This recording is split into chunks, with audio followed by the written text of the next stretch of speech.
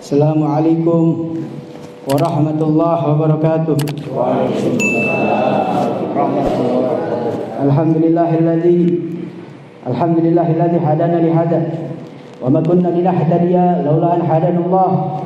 Wassalatu wassalamu ala asrafil anbiya'i wal mursalin sayyidina wa habibina wa syafi'ina Rasulillah Muhammad Abdullah sallallahu alaihi wasallam. Amal ba'd, yang terhormat, yang sama-sama kita hormati, yang saya cintai, yang sama-sama kita cintai, yang saya muliakan, yang sama-sama kita muliakan, Abah Kiai Gus Maulana Syarif Syaiful Anwar. Semoga apa yang dihajatkan beliau, apa yang dicita-citakan beliau dikabulkan oleh Allah Subhanahu wa taala. Semoga disehatkan beliau, dipanjangkan umurnya oleh Allah Subhanahu wa taala. Yang terhormat para ustadz, para asatid yang saya cintai, yang tidak saya sebutkan namanya bersatu-satu, namun tidak mengurangi rasa ta'zim dan hormat saya. Amal ba'd, di dalam kitab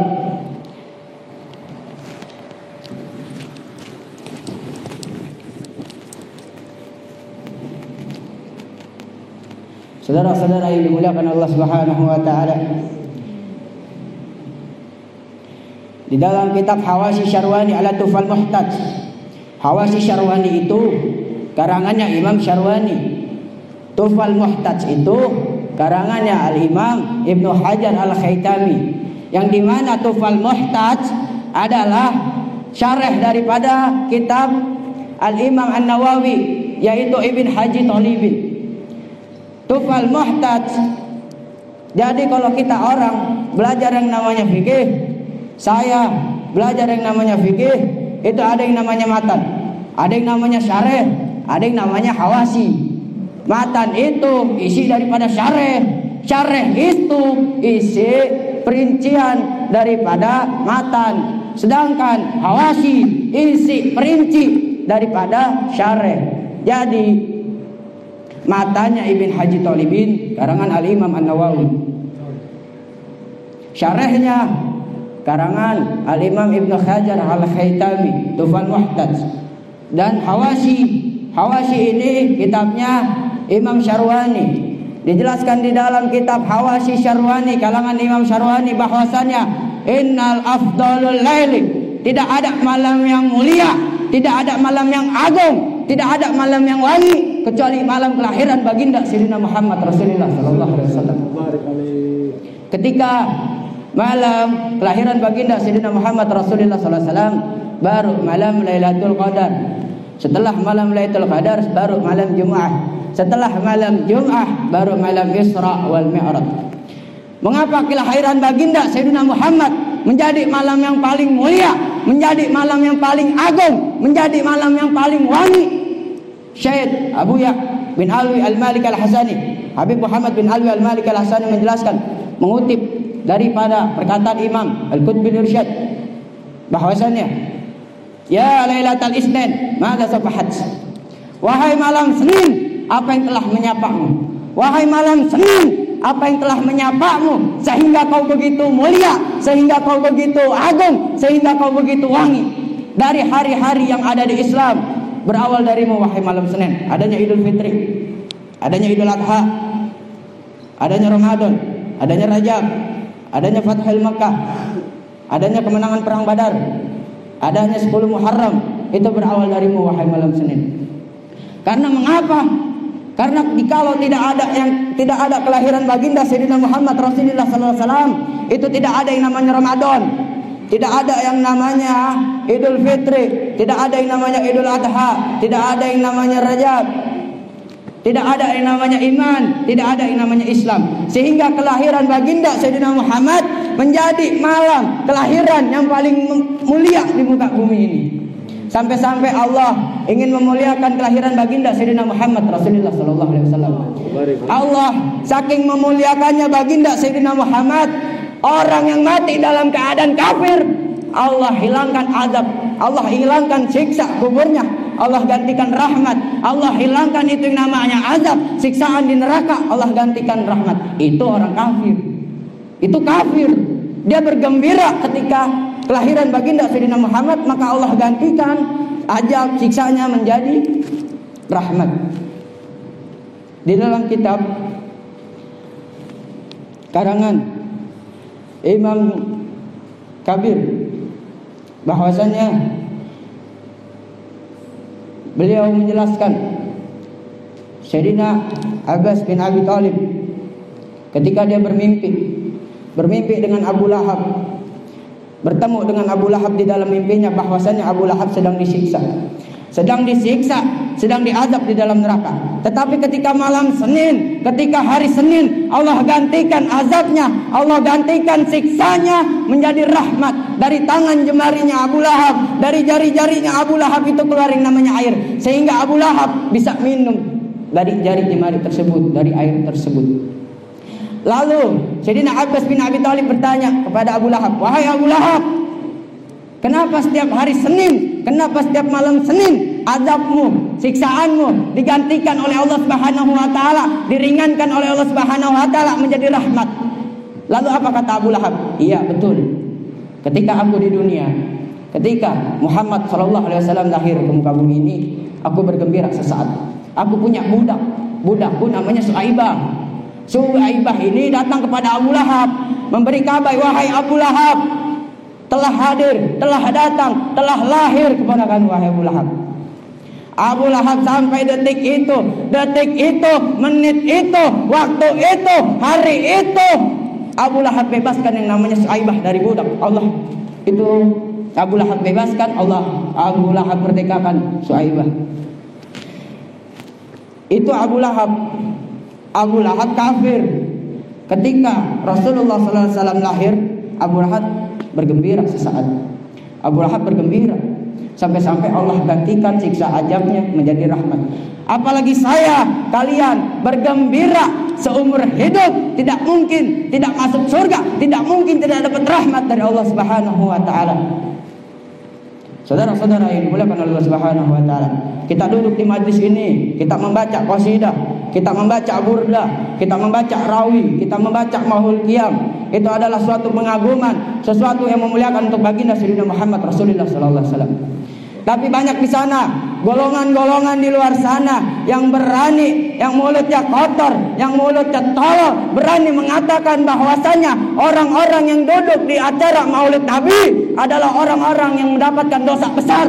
Maulid itu bid'ah dolalah, Maulid itu bid'ah, Maulid itu sumber kekafiran, Maulid itu sumber kemusyrikan. Itu kata orang golongan-golongan di sana. Itu golongan-golongan orang yang goblok, golongan orang yang tolol, golongan orang-golongan yang dongo. Baru belajar sebentar, nggak ngerti yang namanya mutalaah hadis, yang nggak ngerti namanya tafsir Quran, nggak ngerti yang namanya tafsir hadis, sudah berani menyesat-nyesatkan manusia. Umat baginda Rasulullah SAW, dia bilang Maulid bid'ah, Maulid sumber kekafiran. Kita lihat isi covernya emang baru, covernya baru. Tapi kita lihat isinya. Apa kita membaca rawi sesuatu yang bid'ah? Tidak. Apa kita membaca Al-Quran, membacakan ayat suci Al-Quran ketika maulid itu bid'ah? Tidak.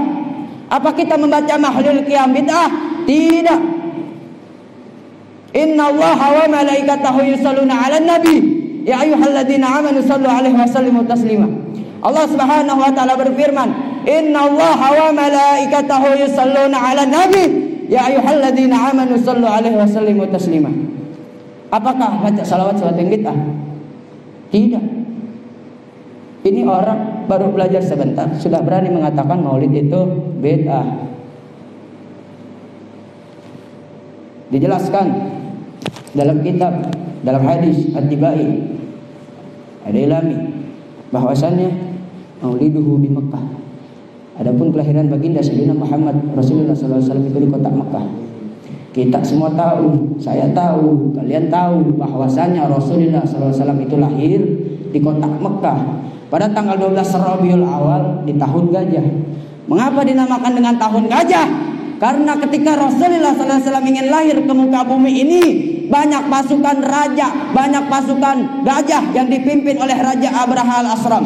Mereka semua bergerak ingin menghancurkan Ka'bah. Kala itu Allah Subhanahu wa taala mengutus burung ababil, yang dimana burung ababil tersebut membawa batu dari neraka, membawa 3 batu. Yang pertama ditaruh di mulut, yang kedua, yang ketiga ditaruh di kaki. Itu batu dilemparkan kepada pasukan bergajah, dari pala sampai kaki hancur itu badan. Allah bisa saja menghancurkan pasukan bergajah sebelum mereka berangkat. Bisa saja, tidak ada yang mustahil bagi Allah Subhanahu wa taala. Karena mengapa? Kita ini terlambat. Saya terlambat memuliakan baginda Sayyidina Muhammad Rasulullah sallallahu alaihi wasallam. Sebelum kita memuliakan, Allah lah yang terlebih dahulu memuliakan baginda Sayyidina Muhammad Rasulullah sallallahu alaihi wasallam. Itu contohnya tadi. Pasukan bergajah. Kenapa Allah hancurkan pasukan bergajah ketika Rasulullah SAW lahir? Bisa saja Allah menghancurkan sebelum baginda Muhammad lahir. Karena mengapa? Karena Allah ingin memuliakan kelahiran baginda Sayyidina Muhammad Rasulullah SAW. Yang kedua, ini kerajaan Romawi. Romawi kerajaan yang kokoh, bentengnya tebal. Allah hancurkan, Allah binasakan itu benteng Romawi, kerajaan Romawi. Karena mengapa? Karena ingin menggagungkan, ingin memuliakan kelahiran baginda Sayyidina Muhammad Rasulullah sallallahu alaihi wasallam. Yang ketiga, api Majusi. Ini api Majusi tidak pernah padam ratus-ratus tahun. Enggak pernah padam. Akan tetapi ketika datangnya orang yang mulia, sesuatu orang yang mulia, yang dimuliakan oleh Yang Maha Agung, yang dimuliakan oleh Yang Maha Mulia, baginda Muhammad sallallahu alaihi wasallam. Itu api Majusi yang tidak pernah padam ratus-ratus tahun. Akan tetapi ketika datangnya, ketika lahirnya baginda Sayyidina Muhammad Rasulullah sallallahu alaihi wasallam ke muka bumi ini, padam.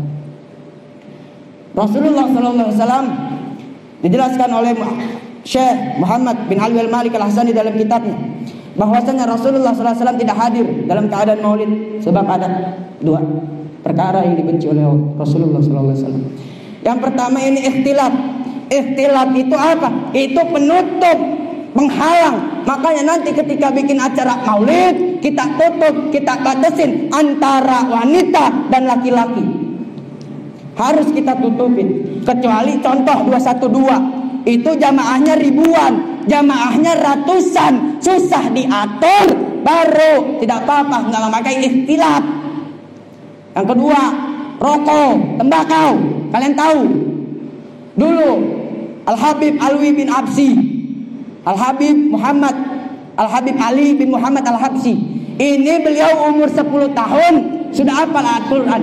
Sudah hafal Al-Quran 30 juz di umur usia 10 tahun. Beliau ini magom kewaliannya lebih tinggi daripada wali-wali. Beliau nih lebih tinggi magomnya. Kalau itu di Tarim, di kota Tarim, Rasulullah SAW ingin hadir ke tempat perayaan Maulid Nabi. Ketika Rasulullah sudah masuk, lalu Rasulullah keluar lagi. Ditanya sama Habib Alwi bin Muhammad Al-Habsi, "Wahai Rasulullah, kenapa engkau keluar lagi?" Apa kata Rasulullah? "Tempat itu isinya perayaan Maulidku, sehingga itu aku ingin datang. Tapi ketika aku ingin masuk, apa? Ada orang yang sedang merokok. Ya Rabbi bil Mustafa balik maqasidana waghfir lana ma mata ya wahsiyal karami." Ini ngabul. Jangan karena satu congor kita semua nggak dapat perayaan, nggak dapat berkah dari Rasulullah Sallallahu Alaihi Wasallam. Karena mengapa? Rasulullah Sallallahu Alaihi Wasallam ketika ada di dunia, di muka bumi, merayakan maulidnya baginda Sayyidina Muhammad Rasulullah Sallallahu Alaihi Wasallam. Ini Rasulullah SAW izin kepada Allah Subhanahu Wa Taala, "Ya Allah, aku ingin hadir ke tempat perayaan maulidku." Rasulullah nggak sendiri. Rasulullah bawa arwah para aulia, para habaib, para wali, para nabi, para rasul. Allah bawa itu, dibawa sama Nabi Muhammad arwah. Makanya jangan gara-gara satu congor ngerokok di tempat maulid. Jangan gara-gara satu congor kita nggak dapat berkah. Berkah Rasulullah sangat tinggi. Perokok ada waktunya. Saya perokok ada waktunya, ada tempatnya buat merokok. Gak mungkin ngerokok di tempat ketika maulid Nabi. Gak mungkin ngerokok di masjid. Gak mungkin ngerokok di dalam majelis. Rokok ini ada haram, ada makruh. Kita ambil ke makruh karena pada merokok. Kalau rokok diharamin nggak mungkin pada merokok. Bukan begitu? Betul. Kalau rokok diharamin nggak mungkin pada merokok. Ditutup rokok di Indonesia. Kalian tahu Libanon? Libanon ini beda sama kita di Indonesia. Di Indonesia perayaan Maulid Nabi memakai petasan, dilemparkan ke atas. Kalau Libanon ini pakai senjata, ditembakkan peluru ke atas, sampai nyasar tuh peluru. Suatu waktu peluru nyasar, nancap di kepala anak kecil. Anak kecil nggak berdosa. Di Libanon tuh ada orang Kristen, ada orang kafir. Nggak semuanya Islam di Libanon. Ketembak palanya itu peluru nyasar. Diantarkan ke rumah sakit Libanon. Tidak diterima. Apa kata dokter? Anakmu sudah koma, ingin mati. Dibawa lagi ke Amerika Serikat. Di Amerika Serikat kagak diterima itu anak kecil. Apa yang dibilang? Sama yang kayak di Libanon. Sudah koma, berapa jam lagi ingin mati. Apa kata ibu tersebut? Ibu tersebut nangis, keluarganya nangis. Ibu tersebut meminta tanggung jawab. Hei Muhammad, lihat kelakuan umatmu. Hei Muhammad, tanggung jawab atas kelakuan umatmu. Ditembakkan senjata ke atas, pelurunya nyasar ke kepala anakku. Itu yang dikatakan ibunya. Ketika ibunya ingin melihat terakhir kali anaknya, dibukalah pintu. Ibunya kaget, anaknya sudah sadar, hilang ini yang ada peluru. Apa kata anaknya? Ibu, tutup itu pintu, tutup. Apa kata ibunya? Ada siapa? Wahai anakku, itu Muhammad datang menolongiku, menghidupkanku kembali, wahai ibu. Yang ada di situ dokter, ibunya, bapaknya, warganya, semuanya masuk Islam karena melihat kejadian itu. Itu orang kafir. Bagaimana kita mengagungkan, memuliakan kelahiran baginda Sayyidina Muhammad Rasulullah sallallahu alaihi wasallam. Jangan pernah mundur, syir wala takif. Bergerak, kita maju, mundur kita hancur. Oleh karena itu, saya minta kepada kalian, saya ini di sini nuntut ilmu, sama kalian nuntut ilmu. Talabul ilm faridatun ala kulli muslimin wa muslimah. Menuntut ilmu itu hukumnya wajib bagi setiap muslim dan muslimat. Enggak mandang tua, enggak mandang muda, enggak mandang udah kakek-kakek. Nuntut ilmu itu hukumnya wajib bagi setiap kaum muslimin wal muslimat. Kecuali pala kita sudah dipatok. Apa yang dikatakan Abah? Abah bilang apa? Nuntut ilmu berhenti itu ketika sudah dipatok pala kita dengan papan. Maksudnya sudah dikubur, baru kita berhenti itu nuntut ilmu. Sudah selesai kita nuntut ilmu. Mungkin ini saja yang bisa disampaikan. Kurang lebihnya mohon maaf. Bila ada perkataan yang salah, ada perkataan yang tidak wajar, tidak layak, mohon dibukakan pintu maaf sebesar-besarnya. Wabillahi taufiq wal hidayah. Wassalamualaikum warahmatullahi wabarakatuh.